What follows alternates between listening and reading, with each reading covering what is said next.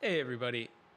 Today I wanted to talk about where Metalbox came from.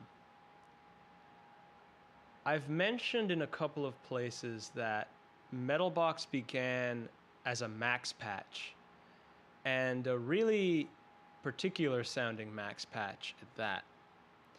And that's what I have right here. The original title was Claustroverb, basically a claustrophobic reverb.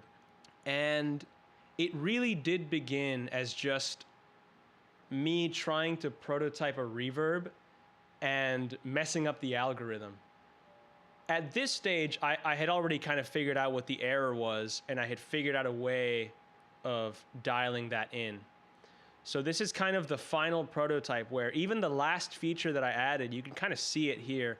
These are essentially the stereo outputs. So whereas the current plugin has like a nice way of fading between mono and stereo, the original prototype just kind of had hard left, hard right. And there's a couple of things that didn't make it into the plugin, the most obvious of which being the high pass cutoff. Because this is an input filter, you can essentially get the same behavior by just adding a high pass filter before you hit the plugin. The one that's more kind of weird is this sync control.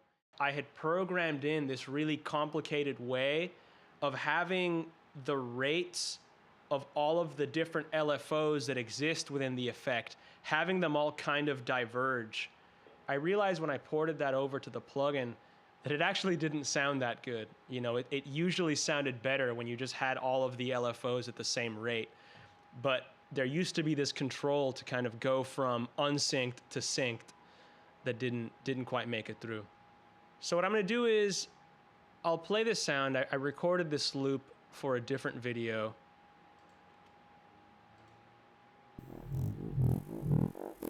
It's this really kind of electronic, abstract sound.